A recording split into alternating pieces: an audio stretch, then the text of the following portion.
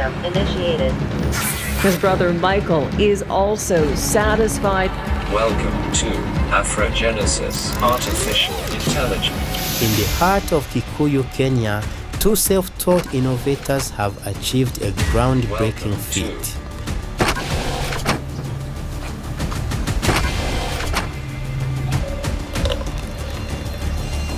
These self-taught inventors from Kenya developed a bio-robotic prosthetic arm using salvaged electronic components.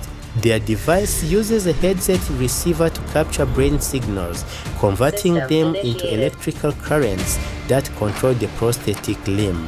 Welcome to Afrogenesis Artificial Intelligence Assistant Systems Online Systems booting in few minutes. Please wait until you see a color blue light, then say the word Jeff is the password you are going This to was all done with no budget or funding, but present a cost-effective solution for amputees, especially in a region like Kenya, where traditional prosthetics are very expensive. This invention holds the promise of transforming the lives of countless amputees across Africa and beyond. Systems Online. Police give way. Demonstrating the flow of the bio-robotic arm system under self-testing. Articulations levels, protocol sequences activated. Meet the high school dropout's friend whose passion for technology and helping others has led them to create a device that could redefine prosthetic care in Kenya. My name is David Gathu Jerry. I am an innovator, a maker. My name is Moses Kiuna. Since my childhood, I've been a curious and a passionate innovator. And our dream is not only to live 5 years or 10 years, is to live hundreds of years, trying to come up with ideas that will aid the mobility of persons living with disability or help persons who are in need. Axis sequential testing. Check. Wrist level under radius y-axis sequential testing. The device works in a pretty simple way, which will be useful, although the duo founded Afrogenesis to bring this idea to life. Small finger, ring finger. Check. Middle finger. Check. Thumb finger. Check. Index finger. Check. Test sequences, protocol deactivated. Through years of work and lots of projects before, this prototype works seamlessly.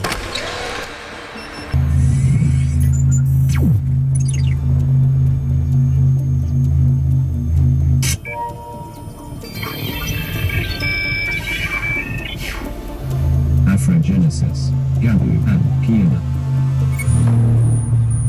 Technologies way beyond, transforming challenges into possibilities. Together, the two have been working for 14 years through over 15 projects and many more in their minds.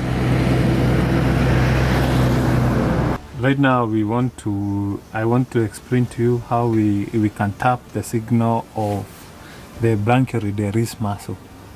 It starts from the upper motor neuron.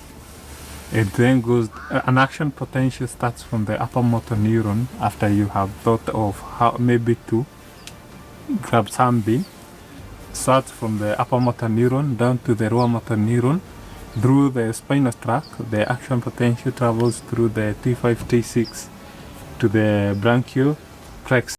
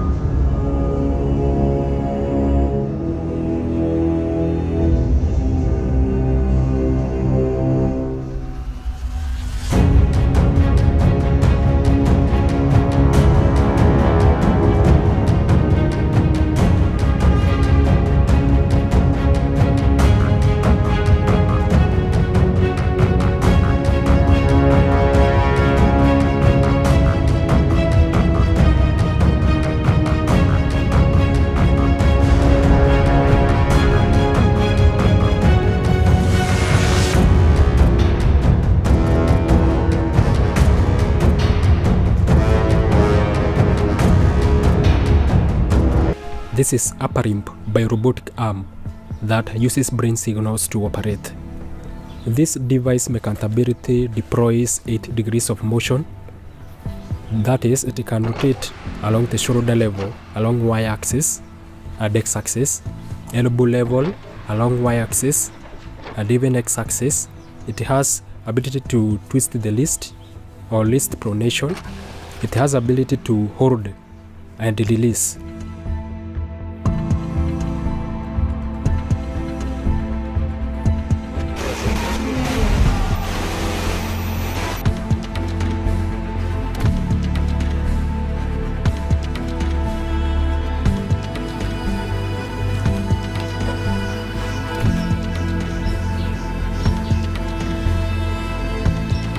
To get started with their product development, they first sought to understand the challenges that people with disabilities face. By interacting with people in the community for a while and talking to experts in disability support, they determined that a prosthetic would be a good support for their target beneficiaries of this innovation. Here's how it works. This hand uses a battery of 12 volts. The hand, we have made it using available resources like e-waste, wood, rubber, leather materials, plastics, and even the wires.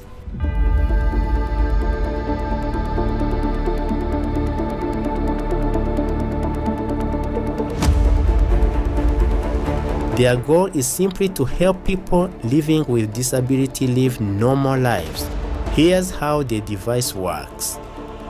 This hand is being controlled by this neural rod by a potential headset receiver that monitors or taps the brain signals, and it extracts these specific features of these brain signals that reflects the intent of the user.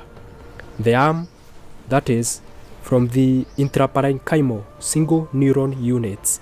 When ion concentration changes inside the neuron cell membrane, an electric field is set up, and this signal, it is being tapped or it goes through various tissues through the brain, and the signal can travel through the pia mater, arachnoid, and it can travel through the skull, through the skin.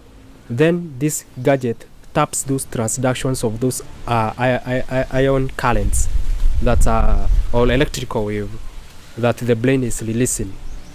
This machine, it can convert that signal, or it taps and the signal processes, converts this signal into a valid electric current through subcomputation, and the final current is being transmitted into this arm via radio waves, 315 megahertz.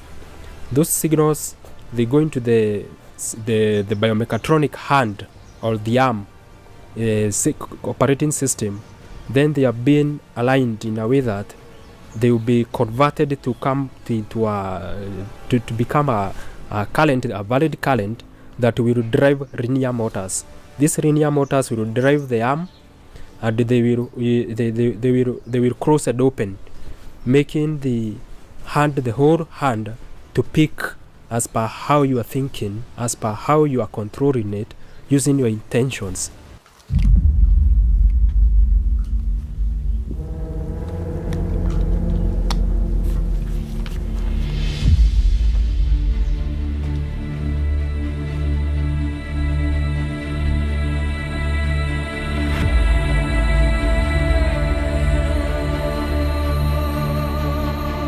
Traditional prosthetics often rely on muscle signals for operation. In contrast, David and Moses' design utilizes a neural node biopotential headset to detect neural signals. These signals are converted into electrical currents, which then drive the arm's movements, allowing for intuitive and natural control.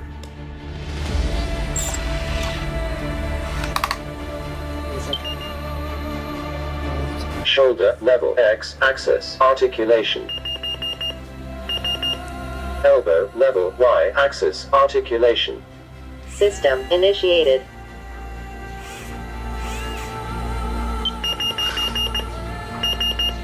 Wrist pronation. System initiated.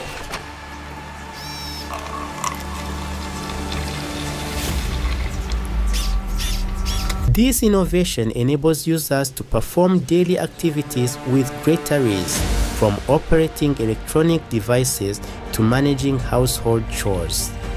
We will go in a big way, not just improving our economy in terms of production, but also making it more acceptable to society. It's not bulky. At least it's not bulky. It's easier for the persons with the ability to handle them. It's quite a game changer. The World Health Organization estimates that only 3% of people in need have access to assistive devices in low-income countries.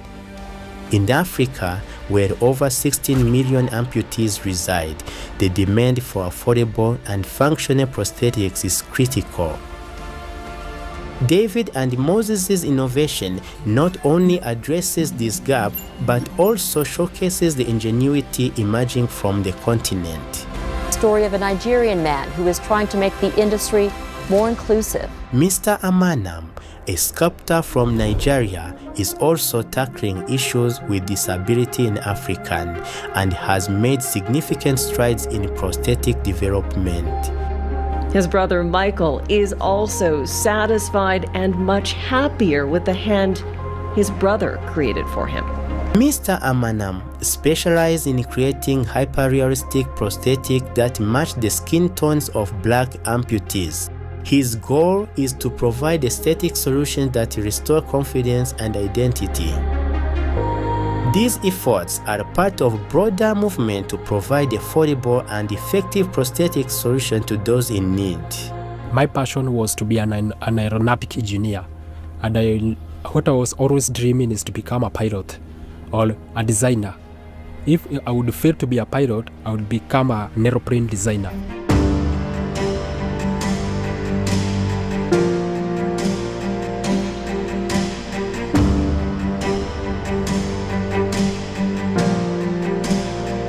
David and Moses are pioneers in this field, which holds a lot of potential to help millions of people. But they haven't always been interested in robotics. David started off being interested in becoming a pilot and aeronautics engineer. When I designed this drone, this grider that flew several meters above the ground, when I saw everything on top, the grider failed some one piece of a metal failed to hold properly, and the grider came down and it struck on the ground.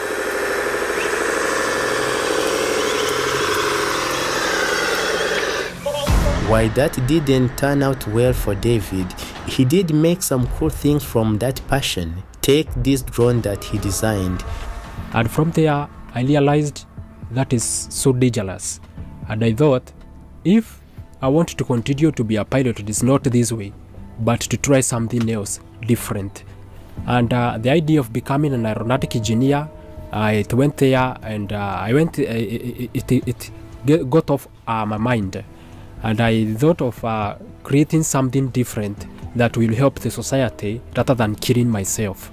That's where I met my friend in the high school, and we started the thought of thinking how to start machines that will help persons living with disabilities.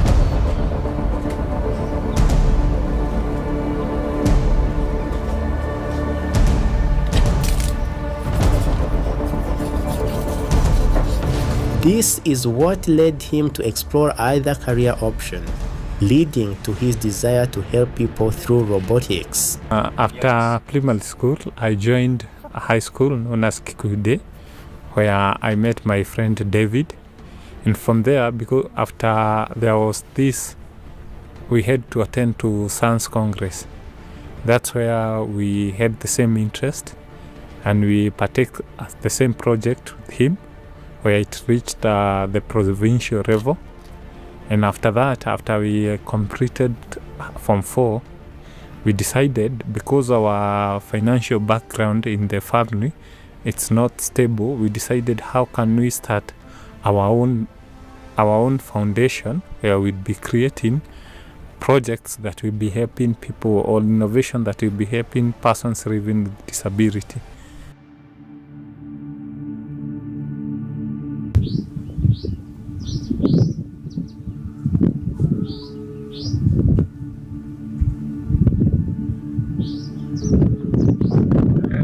Hello. Yeah, Good morning. good morning. I want us to meet at the nearest work. Can you hear me? Yeah, I can hear you clearly now. I want us to meet at the dump site where we usually go to pick the e-waste materials. Okay, no deal. Maybe I'll be there. Yes, so Yes, sir. okay, I'll be waiting for you. I was already prepared Okay, so that I can come to the auction. okay. You be ready. I want us to meet over there. Okay. Thank you. Yeah. Yeah. He met Moses, and rest, they say, is history. The two hit it off.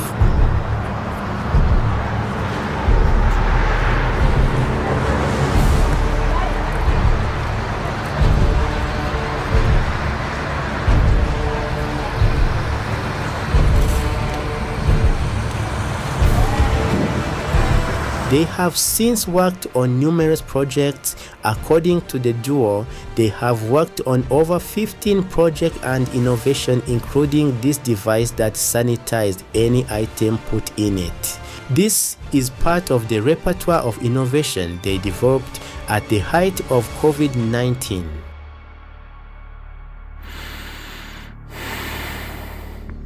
Others include this breathing device that helps one to breathe without contracting airborne viruses by destroying the virus through the system they developed, freeing people to move around without fear of contracting any contagious viruses. Right now, there are 15 projects that we have already completed, as you have shown them.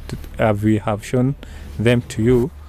The others, we can't be able to finish them. They are in the sector of energy.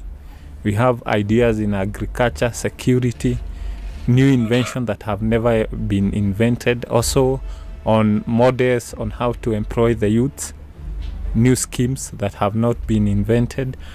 But due to lack of funds and resources, because where we get our materials are from dump site, are from old computers, the e-waste materials. So right now we don't have the cutting edge machines or a good laboratory with equipped gadgets where we can use them to make more affordable and durable products. Surprisingly, the two couldn't continue their formal education, yet they have been able to produce amazing innovation. For them, this is the silver lining to their story. System under self-testing. Please wait. Control and monitoring system. Headlights. Wheels, right, turn. Left, turn. Driving engine. Today, their main problem is still funding.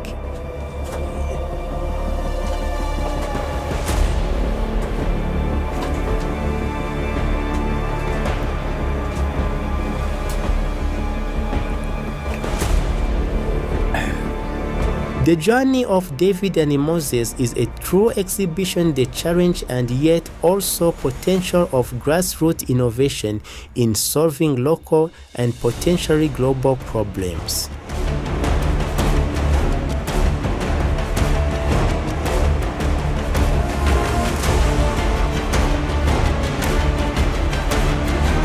With limited resources, they've created a device that could benefit millions.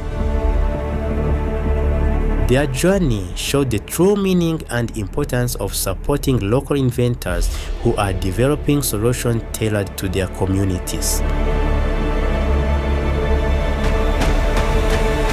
From a humble background, with no education in a robotic and a bunch of huge odds, they still dream of a better future for themselves and the people in their community, country, and the world. With proper funding and support from us, the future holds even better possibilities for these innovators. Their dream is to see their biorobotic prosthetic arm in the hand of those who need it most, turning disability into ability and potential into reality. Thanks for watching. I am Nameless Campos, and this is Afrimax English. For more stories like this, you know what to do.